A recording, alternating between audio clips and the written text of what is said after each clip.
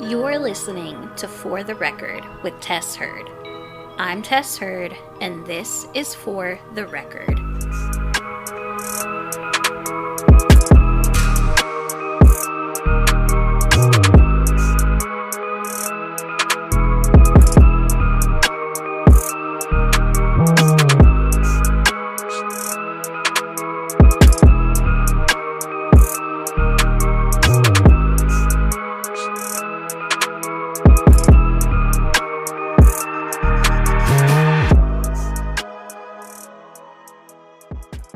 Hello, everybody, and welcome back to another episode of For the Record with Tess Heard.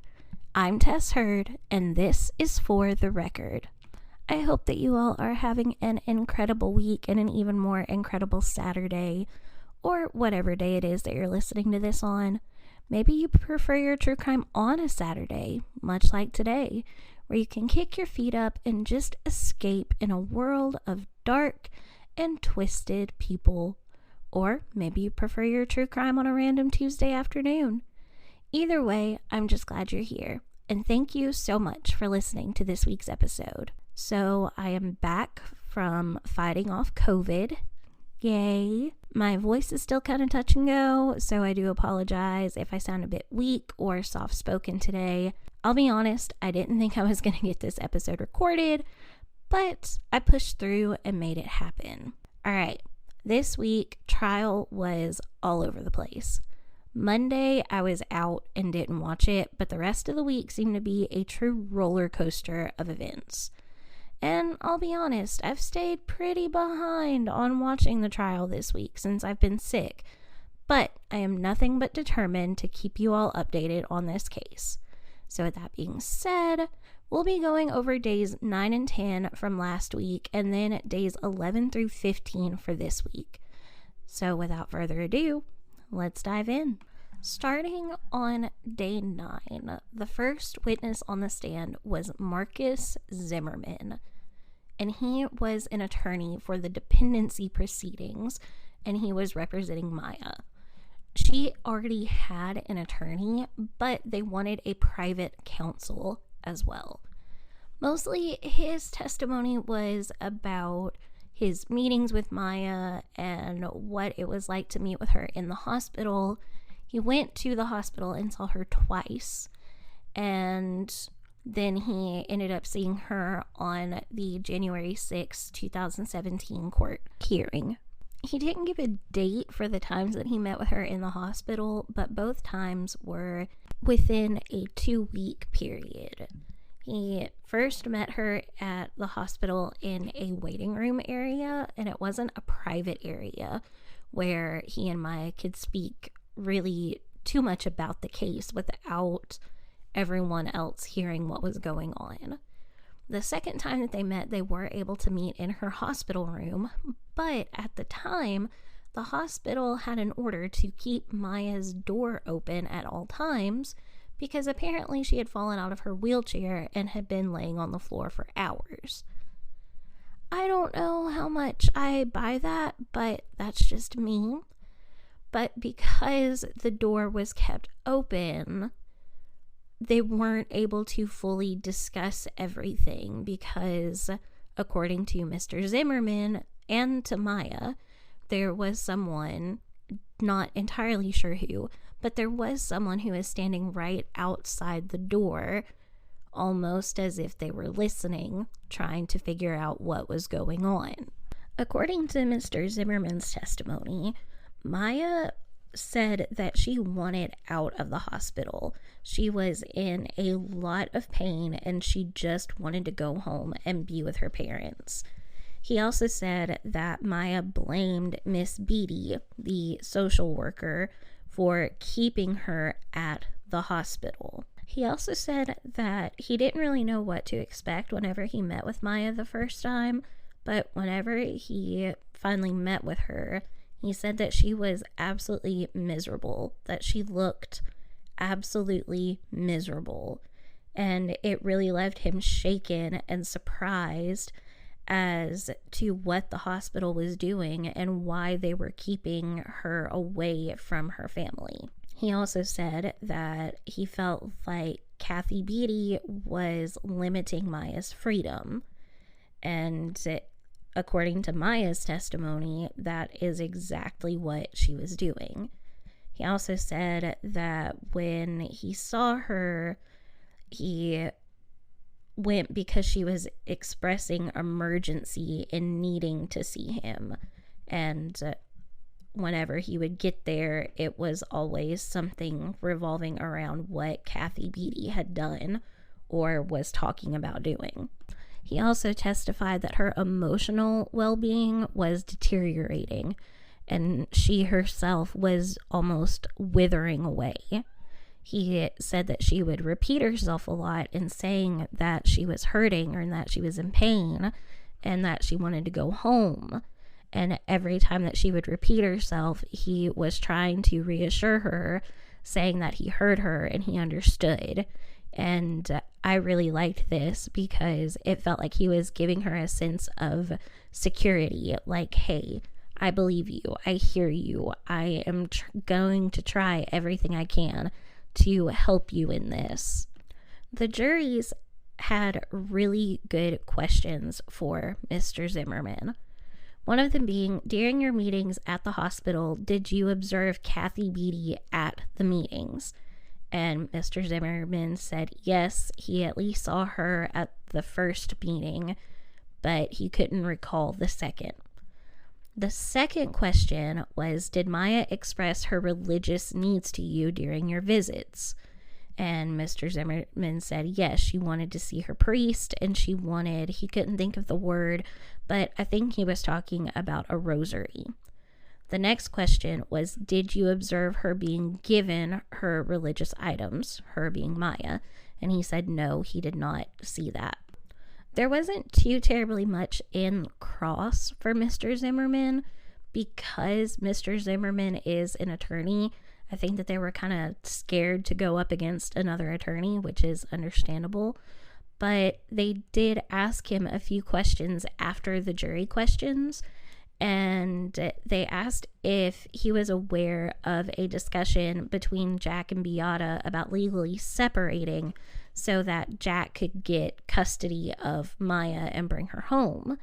And he said that he knew of that conversation. They had asked him about that, and he did not think that that was a good idea, especially for the sake of Kyle, because they were a whole family unit.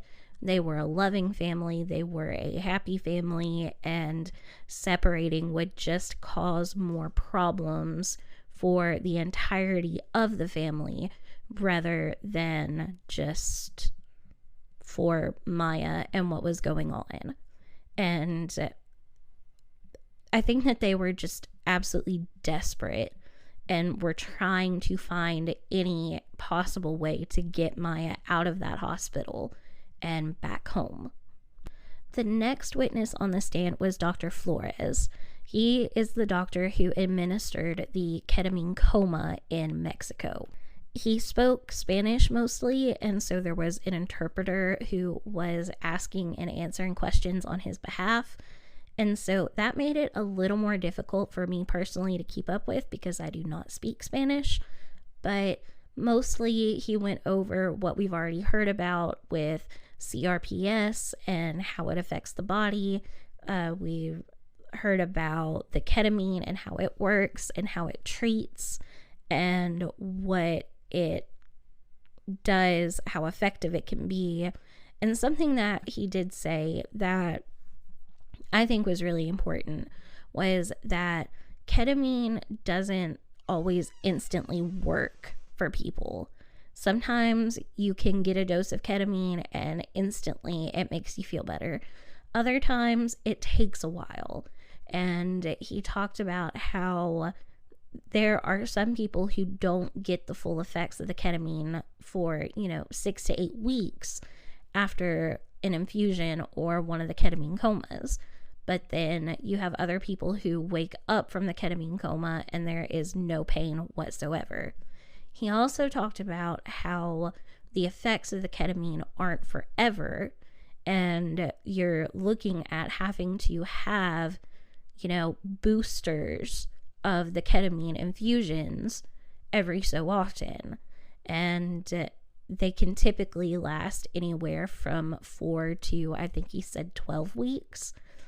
12 weeks was around the longest time period that he saw someone who didn't have to have like a booster infusion, but 2 to 3 weeks, 3 to 4 weeks, somewhere around there was the like quickest amount of time that he had seen someone who needed to have a booster. He was also asked about the risk of death for the ketamine coma. The prosecuting attorneys haven't said anything about this, but the defense was all about this 50% chance of death. And I honestly don't know where that's come from, because they just kind of brought it up randomly with this doctor. So I was kind of confused by that. But something that he said was that the ketamine coma, it does have risk, but so does every other procedure.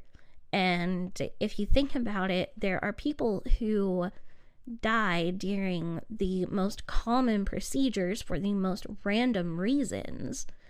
And doing the ketamine coma, a lot of times, if someone were to die from it, it wouldn't be because of the ketamine itself.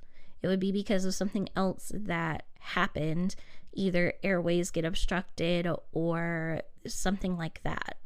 The jury had a lot of questions for Dr. Flores, and I did not write any of them down, so that is my bad, and I do apologize for that. So we are going to move on to Miss Jacqueline Hinchke. She is an adult and child psychiatrist. In her background, she talked about her schooling and how she is double board certified in both adult and child psychiatry. And she mostly works with children, and specifically works with children who have PTSD or depression, anxiety, bipolar, schizophrenia, eating disorders, the whole 9 yards. She really tries to help kids who have these issues. But she said that PTSD can put you at a lot of different risks as you get older. She didn't say what those risks were. I assume that it's more of a mental kind of thing where you are more likely to try to end your own life, but that's just an assumption. She didn't say that, but she did say that because of these risks, it makes it a more dangerous disorder to have. She evaluated Maya, and her opinion was that Johns Hopkins All Children's Hospital caused Maya to have PTSD and depression, and that Maya will need lifelong psychiatric treatment because of what happened at the hospital. Moving on to day 10, they played depositions. And as someone who is trying to cover this case as a member of the jury, I'm kind of trying to put my mindset into that I'm a juror and not someone who is getting all of the information from the live streams. But I don't see how the juries stay awake for these depositions. My gosh, they are so boring. There was a lot of humor, though, before the depositions started. Judge Carroll had a lot of difficulty getting the light situated to play the depositions, so he kept turning lights on and off and off and on, and it was just a really nice sense of comedic relief for the courtroom before the most boring of boring depositions was played. The first deposition was from Rebecca Johnson, and she was a counselor at Eagle's Wings Counseling, which is where Maya and her family sought treatment during and after Maya's CRPS diagnosis. And Rebecca Johnson was one of the people who saw her and treated her and the family. And basically, she said that the family had, they had come, they had sought treatment, they were working on, acceptance of the CRPS diagnosis, and things were looking pretty good. There was not really anything major that came from her deposition. Now, she did say that the family had told her that Beata had taken her own life because she was the one the abuse allegations were against. And the way that it was questioned, or the way that the question was asked to her, was by one of the defense attorneys, and it just caused a lot of spark. I think that if people were really paying attention to it and really listening, then they would realize that whoever asked that question probably was not thinking about their case whenever they asked it, because they were like, why is it not helpful for a child to lose their parent to suicide? And Miss Johnson was like, because of the trauma and the grief. And then she was like, then she was asked, how did you know that Beata ended her own life? She said, because the family told me. So it was just, it was a mess, not on her part, but on the defense's part, in my opinion. Next up, we have the one, the only, Kathy Beatty. Kathy Beatty is the social worker who worked at Johns Hopkins All Children's Hospital. She is the one who really was there with Maya the majority of the time. And I just have to say, I loathe this woman. Her demeanor, the way she spoke, the way she carried herself, she has that I'm above everybody else and I know it attitude. I detest her so much. And thankfully, on day 10, her deposition was relatively short, and it was kind of hard to keep up with because I was still in the throes of the worst part of COVID, but I did pay attention to her body language.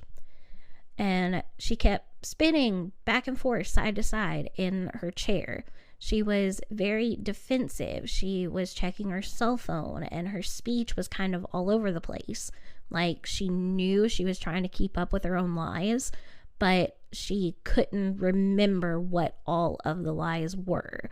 She had a lot of grooming gestures. She was fixing her hair. She was patting herself, or like, trying to rub something off of her shirt, or picking at her clothes or something like that. She rolled her eyes a lot and just acted like the whole deposition was a joke. And I don't know, just her entire body language was so off-putting to me. She came from a very defensive place, and you could tell that from the beginning. You could tell that she was in this, like, I did nothing wrong, I'm not going to admit that I did anything wrong, and I am going to make you look stupid for even asking if I did anything wrong, or making it seem like I did anything wrong. It's like she completely refused to take responsibility for anything. And I get to a degree that, you want to defend yourself if you think your actions are legit. But whenever you have something like this, even if you think that you did nothing wrong, you don't have to be so defensive about it. I mean, come on. Something that she did say was that Maya would only complain of pain when Beata was there, or when she was asked if she had pain. And I'm like, if you're in pain, you're going to say that you're in pain when you're asked if you're in pain. And if you're in pain, you're going to want to tell your mother if you're hurting, because your mother is the one who's supposed to make it better. And it infuriated me. It absolutely infuriated me watching this woman and knowing that she was acting like this. I think that if she would have acted differently, it wouldn't have been as bad. But my goodness, she was just awful. Something that Maya had said was that Kathy Beatty was sitting with her during court and putting her hands on her and holding her and all that kind of stuff. But Kathy Beatty said that she wasn't sitting with Maya during court, even though Maya said that she was sitting next to her. She's just so, I don't know. I don't even know how to explain it to her, but yeah. She said that when Maya met with Mr. Zimmerman, her attorney, that the door to her room was left open at all times, including during this meeting, in case Maya fell out of her wheelchair, as if the attorney wouldn't help her if she fell or get someone to help if she fell. She said that, quote, "We were asked to take pictures," unquote, of Maya by risk management. She didn't get any permission from the family or anyone other than risk management to take these pictures. There was no real reason given other than what risk management said to do. This order was not coming from DCF. It was a direct order from John Hopkins All Children's Hospital. They did not call the parents for permission. Maya did not want her pictures taken, but they forced her to take these pictures. And we will hear more about these pictures later on. So after this deposition was over, there were all of these arguments and everything outside of the presence of the jury. And I am really trying not to cover the arguments, but if you guys want me to cover the arguments between witnesses or outside of the presence of the jury, let me know. You can hit me up on Twitter or the Facebook page, and I will start trying to cover the arguments as well. Day 11 started out with Jack being back on the stand.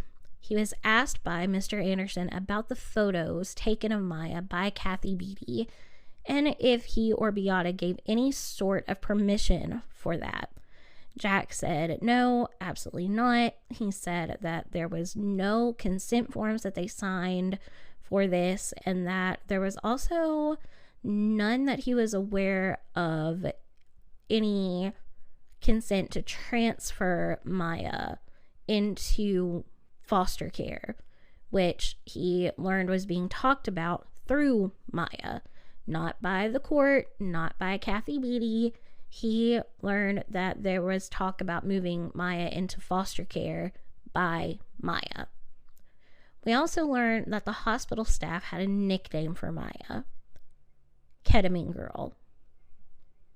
They called her Ketamine Girl. They claimed it was a euphemism so that they wouldn't use her name over text and emails, but there are 1,000 different ways to refer to her other than Ketamine Girl. And I don't know, that really upset me. That really upset me. But we also learned that according to Jack, and I believe that this was discussed in the Netflix documentary, Kathy Beatty had another situation similar to this where a mother committed suicide after being accused of abusing her child by Munchausen by proxy. Next up on the stand was Maya. And let me just say, Maya's demeanor is so sweet. If you haven't seen the documentary, then let me tell you, this girl is stunning. You can absolutely tell that her mother was Polish. Like, Maya has the same hair color, she is blonde, she has pale skin. Even living in Florida, she looks like she could be a snow princess or something. I kind of imagined her in like an ice blue Elsa kind of dress with a fur coat and being Polish royalty. I mean, she's beautiful, and she has the most delicate features. She truly, genuinely looks like some sort of princess. You can tell, though, that she has been through so much. Her eyes, while you can see the physical pain she's in, you can also see the demons that she's faced in the last several years.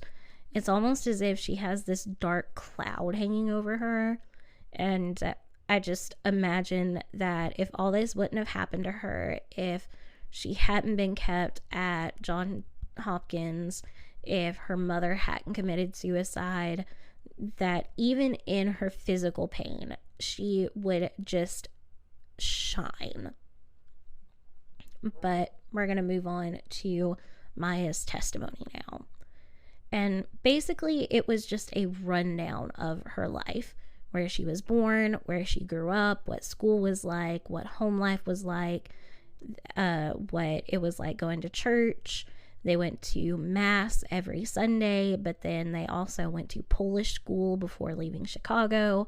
And apparently Chicago is a very popular place for Polish people, and I didn't know that. I thought that was really interesting. Maya did ballet and gymnastics. She played piano, and she was a very active kid. And even up until the CRPS appeared. But even before then, she said that she had a really high pain tolerance. She told a story about how she was riding her bike one day when she was younger, and she fell off of her bike, and she actually broke her arm when she fell. But she didn't tell her parents because it wasn't really hurting all that bad. And it wasn't until Jack and Beata noticed that she was kind of holding it funny that they took her to the hospital. And she said that her arm was sore, but it was nothing really out of the ordinary. And lo and behold, it was broken and had been for about 3 days. But this was a really good point to make because it showed that even before her CRPS, her pain tolerance was high. And we've heard several doctors testify that to CRPS patients, that something that maybe a 10 on the pain scale without CRPS is like a 4 or 5 to someone with it. She was asked about her life after her CRPS diagnosis and the therapy she tried, how things changed with the ketamine treatments, and ultimately what happened when she was taken into the custody of DCF and kept at Johns Hopkins All Children's Hospital. She had improved a lot with the ketamine and therapies and was able to do a lot of stuff on her own. She was trying to get out of her wheelchair and building a lot of upper body strength. She was able to hold herself up by her arms on a walker, and she was able to use her core to really help stabilize herself and move around. She only really needed her wheelchair if she was going to be going across the house or if the floor was too uncomfortable for her to crawl on. And crawling was one of her favorite ways to get around because she could do it herself. And of course, anytime she went outside or went somewhere outside of the home, she would be in her wheelchair. But after being admitted to Johns Hopkins, everything changed. Her pain began to return. She began losing muscle mass because she wasn't able to exercise or do nearly as much physical therapy. And by the time she was finally able to leave the hospital 97 days later, she couldn't hold herself upright when trying to sit up, and she couldn't take the cap off of a water bottle. She talked about being held in the MRI room, otherwise known as the observation room, where they recorded her without knowing for 42 hours. And in this room, they were really trying to prove that Maya was not actually sick, that she wasn't actually in pain. And so one of the ways that they did this was they put one of the portable toilets a little outside of reach for Maya, and they were trying to see if she would get up and go to the bathroom if she needed to go. And she was not able to do that. And so she ended up using the bathroom on herself more than once because of it. She had no privacy, even when she was in a normal room.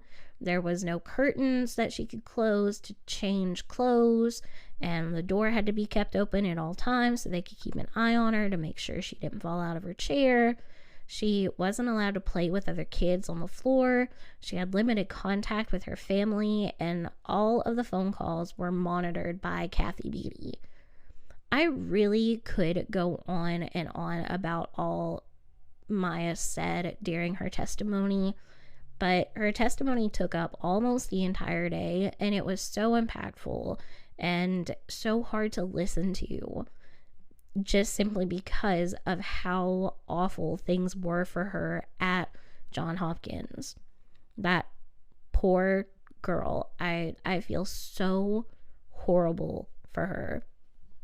But I am going to go ahead and wrap up on her testimony, and I will link her testimony in the show notes because I think that everyone may really want to see that. Day 12 started off with Dr. Timothy Brewerton, a quadruple board certified doctor. He is certified in general child, forensic, and addiction psychology. That's pretty impressive if you ask me. Dr. Brewerton did a lot of testing on the entire Kowalski family, ranging from anxiety and depression, PTSD, ADHD, and other mood disorders.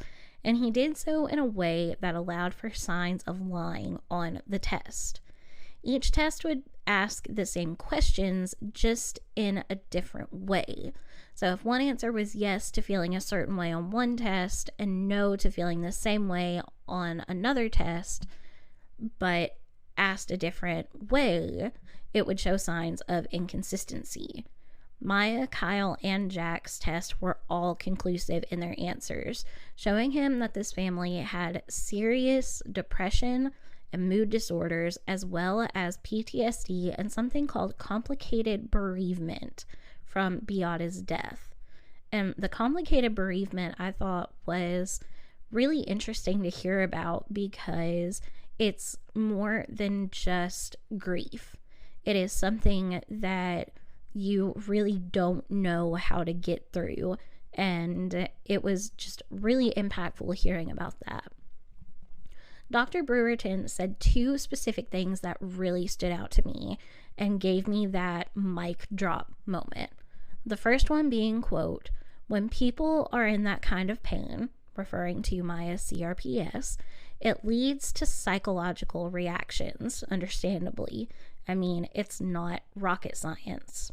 Then he said, quote, "This perception that the body and the mind are separate, it's a myth. We're all one organism," end quote. He then went on to talk about how there truly is a body-mind connection, and when it comes to mental disorders and issues, it can usually stem from a physical place, and on the other side of that coin, the mental disorders can cause physical problems. He went on to talk about how these things affect her to this day and will continue to affect her as she grows up. She already has an avoidance of things like doctors and medical professionals, but unless she gets help, and she wants help, but she's afraid to get help, these avoidances and these problems are only going to get worse. He said that Maya needs psychotherapy once or twice a week with antidepressants indefinitely. He said that she is going to need it as long as she needs it. Next on the stand was Dr. Kirkpatrick, one of Maya's CRPS doctors. Okay, Dr. K gave me mad scientist vibes. I mean, the way he talked, the way he acted, he was crazy. I've seen a lot of people who have absolutely loved him, but I had a really hard time following his testimony just because of how erratic he was. He would go on all these tangents about all of these different things, and it was just, I really don't know how to explain it. But he mostly testified to CRPS and how it's treated, like doctors we've heard before. He talked about ketamine and how it works, like doctors we've heard before. And he did say that he talked to Johns Hopkins All Children's Hospital. They called him wanting Maya's, history and medical records and everything, and said that, they asked him if they thought that Beata was abusing Maya by Munchausen by proxy. And he said that there was no reason to suspect that from Beata, that she was just a loving mother who knew what worked for her child. I will also link his testimony in the show notes because I think that a lot of people are also going to want to see it, and I just can't cover what all he said. He was on the stand for nearly 5 hours, I think, and it was just so crazy. And I was still in the throes of COVID, so I wasn't able to keep up with it as fully as I wanted to. Day 13 held even more depositions. Oh my goodness. I do not like the depositions, you guys. I really don't.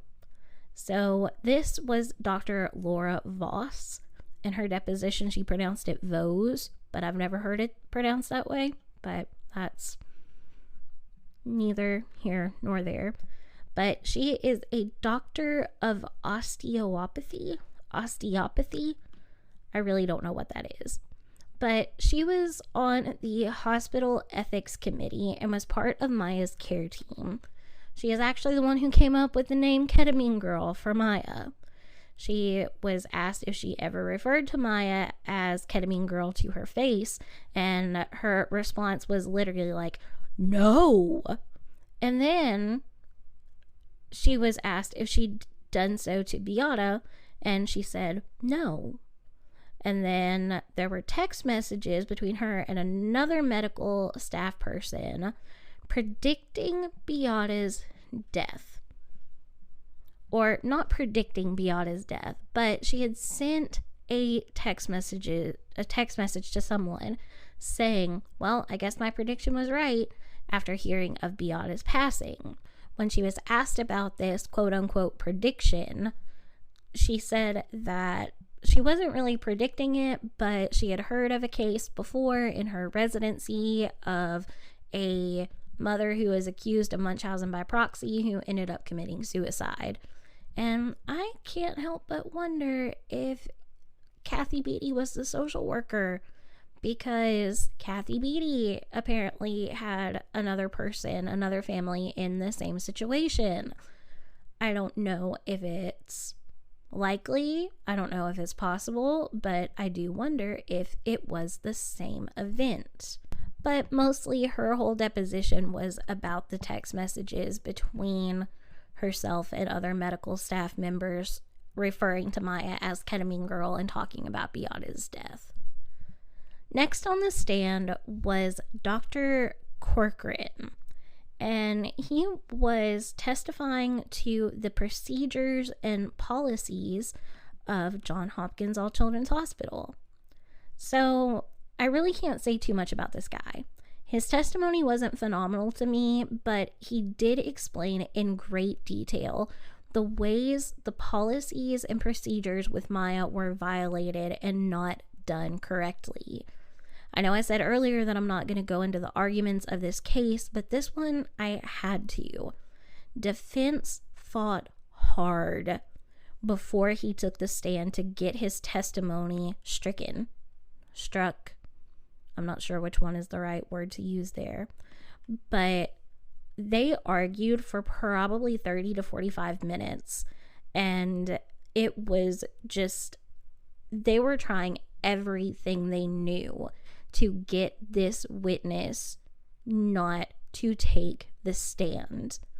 There were a lot of things in his testimony. There was a lot of evidence that he was going to be testifying to and about that I really think that Johns Hopkins did not want the jury to see. A lot of that being notes about what was happening behind the scenes.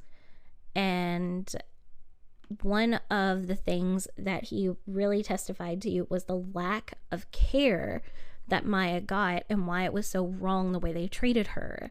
His whole testimony was talking about how to provide care for patients, and he said that Johns Hopkins had a system-wide failure in Maya's care that may lead to others falling through the cracks of the same system. He was able to testify about text messages between Dr. Sally Smith and Dr. Dees, saying that Maya couldn't keep up the charade of being sick 24/7, and that she was going to take pictures of her, quote, affected areas, unquote, of her legs for court.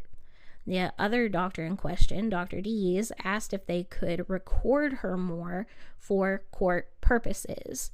So this really showed that the hospital was trying to catch her in an act, and that they were planning things, that they were not doing what was in Maya's best interest.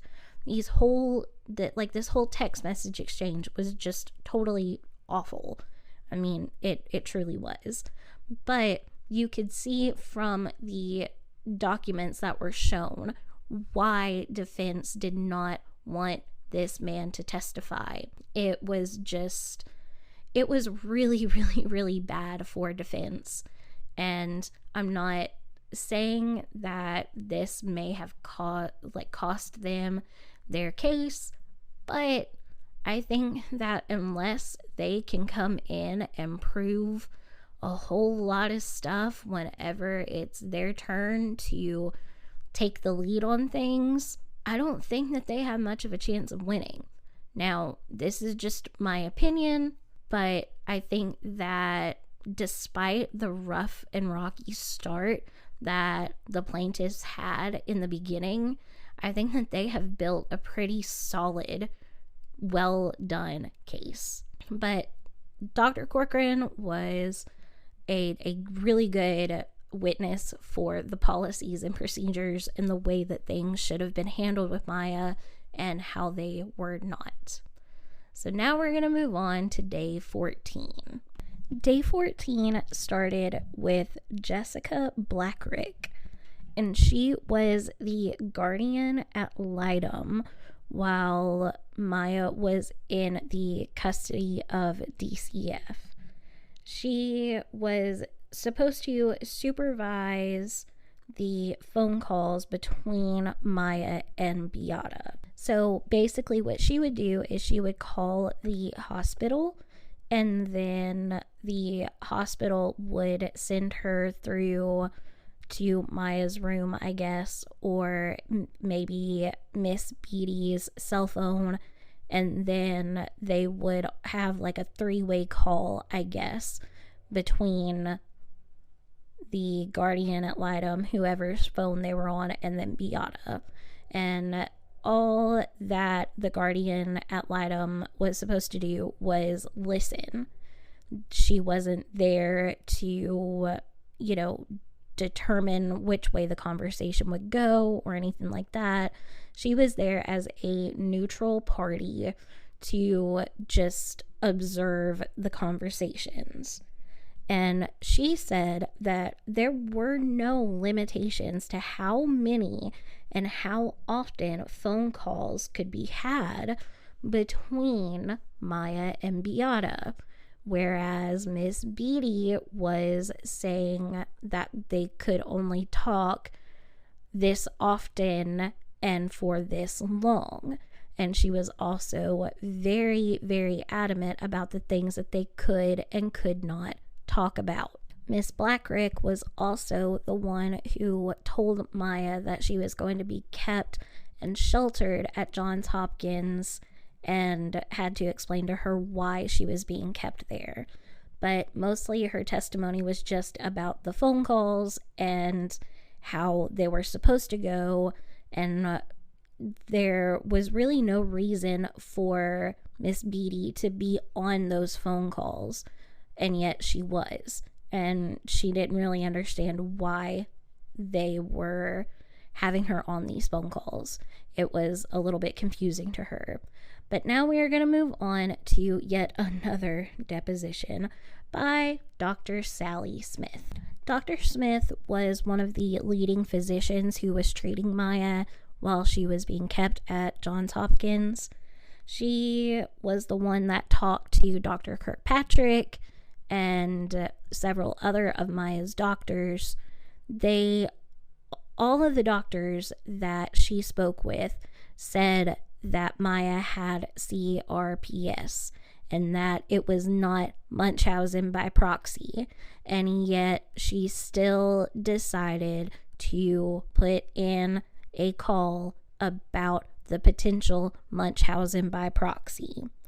And I think that was very telling of what this hospital was like. She claimed that she didn't give direct orders to Maya's care.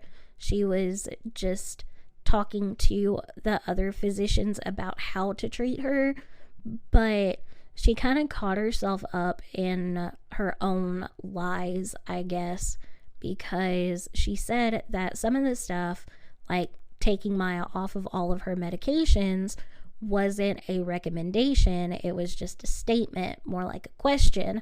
But then later on, she said that she recommended that they take Maya off all of her medications. So she kind of tripped up on herself a little bit. And I think that that was also very telling on her behalf, that she is trying to cover up something, that something being the way that Maya was treated and the way that her care was handled. The way that she explained how things work at the hospital really made me think that they are looking for child abuse above a health issue or any kind of diagnosis. It really made me think that their whole purpose was a place where an abused child could come in and get help without having to have someone wait around and try to find signs of abuse. But if that were the case, then they would be looking at every child like they were abuse victims, and Maya was not a child of abuse. She was not suffering from abuse at the hands of Beata or JHACH. And I think that they were just genuinely looking for something. She said that she was part of the child protection team at Johns Hopkins, which basically is a team of people who work together to try to help child abuse victims. And she said that she explained to Beata and JHACH exactly who she was and exactly what she was doing, exactly what was going to happen, and went into great detail about all of that. Now, she is no longer employed by Johns Hopkins All Children's Hospital, which I think is a very good thing. And I believe I said this, but just in case, she had talked to Dr. Kirkpatrick, and Dr. Kirkpatrick told her not to raise the question of Munchausen by proxy because that was not an issue. That was not something that was going on with the Kowalski family. But Sally Smith was saying that she wouldn't be doing her job if she didn't still look for it when she suspected it. And I can kind of understand where she's coming from with that, but at the same time, if you have more than one other doctor who has seen this child many times and they are telling you, hey, listen, this is not Munchausen by proxy, Maya has CRPS, this is the treatment that she is getting, this is what works for her, it's not the mother abusing the child, then I think that maybe you should listen to that. Next, we had an in-court read deposition. Usually depositions are recorded, but for some reason 2 of these depositions were not. And so the plaintiffs kind of acted out, if you will, the depositions for Dr. Neuberger. This was very interesting. It was almost like if you've ever been in a play of sorts, or you've watched, table reads of your favorite movie or shows or whatever, that's what it reminded me of, was a table read of a script. It was very boring, like all the other depositions, but Dr. Neuberger did say a lot of really interesting things. He is a national consultant, and he consults on unique medical cases.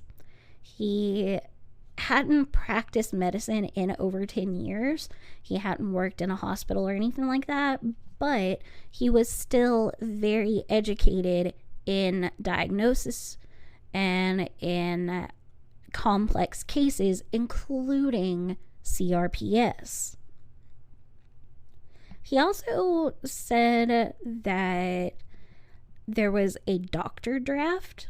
He was not intending to go into the specialty that he was in, which I believe was pediatrics. But he did say that in his graduating class at medical school in 1966, during the Vietnam War, there was a doctor shortage. And so they had a doctor draft where all male graduates of the class of 1966 had to report to their draft board to choose an armed force to serve in as a doctor. And I thought that that was just a really interesting piece of information, so I thought that I would share it with you. If you have anything to add on that, let me know, because I had never heard of that before. He talked about how CRPS is a diagnostic wastebasket, meaning that all kinds of things are thrown into it, but the real culprit, being the actual CRPS, is really hard to find. He said that the standard of care for Maya was violated, that Dr. Sally Smith was cruel to Maya, that she absolutely violated the Hippocratic Oath of do no harm, said that that was just completely thrown out the window. He said that the attending physician reporting to Dr. Smith, trying to catch her faking, was going beyond her role as a doctor and a caregiver. She was also advocating for the removal of Maya's central port, which is where she got her ketamine infusions when she needed a booster. And to have that removed would have meant that she wasn't going to be able to get these ketamine boosters anymore. And she deceived Beata by not making it known what her role was, which is a really bad thing. So basically, from these depositions from Dr. Neuberger, he was saying that the standard of care was just heavily violated. Whenever you have a unique diagnosis like CRPS, you cannot not treat it as it is such a complex diagnosis, and it is such a rare diagnosis, especially in a child. So that was we'd heard that before, but it was interesting to hear his take on the lack of care that Maya received. A really funny note that happened after this, because the plaintiffs were reading the deposition, they went on a break, and after the break, the jury came back into the courtroom, and the judge had a note on his stand saying that next time the plaintiffs are to read a deposition like that, they need to use different accents and voices, and that a wig may be in order to spruce things up a little bit. It was absolutely hilarious, and I have loved seeing the judge and his interactions, not only with the lawyers and the witnesses, but especially with the jury. He has built such a good rapport with them, and I think that it is just a really good indicator of how this judge is and what he's like. And I really like Judge Carroll. His hair still bothers me, but I like him as a judge. After these in-court read depositions, after the break, after the funny little acting note left on the judge's bench, they went into the testimonies from the Kowalski family about damages. And these were not like the monetary damages or anything like that. These were the human damages, meaning the emotional toll it has taken on them, what has transpired since Beata's death, and after Maya being in the hospital and everything. And I got really, really, really emotional watching and listening to all of their testimonies. Well, on day 14, it was just Kyle and Jack, and then Maya was finished up hers on day 15. So Kyle was up first, and you can just tell that he is sad and depressed. He said, quote, "I was witnessing the whole family fall apart, and I was devastated," end quote. And my heart just broke listening to that. He went on to talk about life without his mom. He said, quote, "It's impossible to escape the bad," quote. And again, I got super emotional with that. But he got really emotional about he was asked how it has affected him not being able to continue to speak Polish, and that was really hard on him. Beata was teaching him and Maya both how to speak Polish, and since she is gone, she was really the only family member on her side who could speak both English and Polish. And so they don't get to speak the Polish language like they did. They don't get to engage in that like they used to. And because of that, they don't have a lot of communications with Beata's side of the family because of the language barrier. They've tried to continue to learn it. They've tried to continue to pick it up and keep it up. But for Kyle, it's just really hard for him.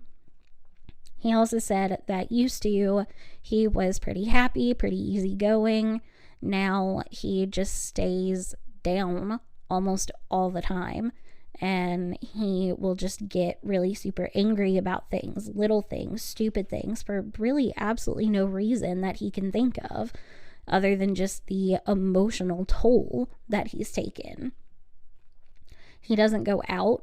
Everything he does is online. School shopping, school. He and the family, they don't have Beata's cooking anymore, and she would cook the traditional Polish foods. He said that he had really lost his faith after all of this, because he prayed and prayed and prayed while Maya was in the hospital, that she would come home and they'd be able to be together again. And then instead of her coming home and the whole family being together again, his mom took her life. He said that his mom went above and beyond to make sure we were healthy. He said that he will spiral thinking about his mom and what happened with her, and that the thoughts of it consume him and they just kind of feed off each other, and it's a vicious cycle that he cannot get out of. He says he stresses and worries relentlessly about his dad. If something were to happen to his dad, he doesn't know what he and Maya would do. And he feels incomplete without Beata being in his life. He said that he will never be able to forget what happened and doesn't know how he's going to be able to move on from it. Jack was back on the stand next, and he started off saying that, the outside appearances aren't what they seem. He said that their house has a nicely cut front yard. The outside of the house is spotless and pretty, but on the inside, it's a total disaster. Not that the house is a mess and destroyed or anything like that, but indicating that their lives inside that house are a disaster. He was asked why the family decided to stay in the house, and he said that one of his first thoughts after getting Maya home was to move, to sell the house, to leave. But he said, if I leave, I take away the only thing they have left, they being the kids, their friends. And he said that the love and the support that they've gotten from their community, from their neighbors, it has been incredible, and he doesn't want to leave that behind. But the whole family wants to be out of that house. They have tried everything they can to make it still feel like home, and they just can't do it. It's not what it was before. He said that trying to do both roles of both mom and dad is impossible, and that there's just a void without Beata there. He said that Beata cooked, and she cooked healthy. And he said the kids still have never had a fast food burger. Like, that is how much Beata cooked and how healthy she was. Jack told a story about how after getting out of Johns Hopkins and being back home, Maya and Kyle were outside with a couple of the neighbor kids, and they were playing football, and Maya tried to catch the football and it broke her finger. And Jack's first thought was, what do I do? In the sense of, what do I do legally? He said that he was rationalizing, he has security cameras that were recording, so he'd be able to show the court that it was a football that broke Maya's finger. He was asking himself, do I need to call my lawyer before I take her to the hospital? What do I need to do? And then the only reason that Maya even agreed to go to the hospital was because she had an aunt that worked at a specific hospital, and she knew that she could trust her aunt to advocate for her and keep her and make sure that she was okay. And that's the only reason why she was able to rationalize going to the hospital for her finger. He did say that he has been on a couple of dates here and there, but it wouldn't be appropriate for him to have any kind of real relationship with anyone while this trial is going on. And even though he has considered dating seriously, he will never, ever be able to replace Beata. And I think that that is very sad and also very admirable, because you can tell that he loved her so, so much. And the loss of her in his life as his wife is just tragic. because this case isn't just about what happened to Maya at the hospital. It's about what happened to the Kowalskis as a whole because of Maya being in the hospital and that leading to Beata's suicide. Jack said that he's angry that Beata committed suicide. He's angry at her. He's angry at the world. He's angry at the hospital. And that is completely understandable. That's completely valid. And I totally understand where he's coming from with that. But I think that it's also really important to know that even though he's angry that she took her own life, he understands why she did it. She felt like she had no other options and that it was the only way to get Maya back home. We're going to go ahead and move on to day 15 because I can feel that my voice is getting a little bit weaker and a little bit more strained. So on day 15, Maya took the stand and talked about the human damages from losing her mother. Her testimony was really, really hard for me to get through. It was so emotional. She broke down several times and cried, and it was just heartbreaking. But what she really talked about was she was afraid to talk about her CRPS or her symptoms. She can handle the going to like the dermatologist and the dentist because they won't take her away from her dad, but she can't handle going to a doctor's office or a hospital because that fear of being taken away, being taken back into custody of the hospital, it terrifies her. She said that she can't sleep at night and that she doesn't have nightmares but memories of being at Johns Hopkins and the trauma of what happened to her and the pain that she feels physically and emotionally. Just it just absolutely destroys her. She is terrified to even think about doing ketamine treatments, even though they worked fairly well for her, because what if she gets ketamine treatment and then she gets taken away from her family?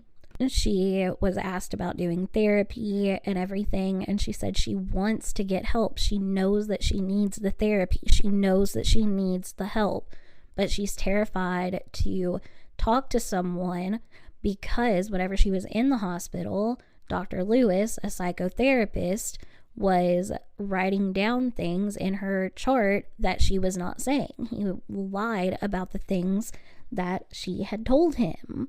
She said that there were so many things that reminded her of her mom. She herself is a reminder of her mother. She looks so much like Beata, and like I said earlier, she's blonde. She has the same hair color, and so even looking in the mirror sometimes is hard for her because she is her own reminder of her mother. And that just crushed me because so many girls look in the mirror and they see their mom and they're so thrilled because they get to look like their mom. And Maya, I'm sure that to a degree she loves that she has some of the features of her mother's, but at the same time it is just soul crushing because whenever she looks in the mirror she sees her mom and she has to relive everything that she went through trying to just live life without her mother, knowing that basically she has her mother's face. And that's hard. I imagine that is incredibly hard. All right, my voice is getting a little bit worse and my throat is starting to feel the effects of it. So I'm just going to kind of speed through these last couple of witnesses. But Christy Kirby was up next, and she was an economist. And basically, she was there to testify to the monetary value that Beata added to the family with her job and without it, and what the potential difference would be if Beata hadn't taken her life and if all of this wouldn't have happened. She also was talking about the money that Maya would make as someone with PTSD and depression and anxiety and CRSP versus if she didn't have those things. And it was honestly really boring for me, but I'm sure that other people would have really enjoyed it. But math and numbers just are not my thing.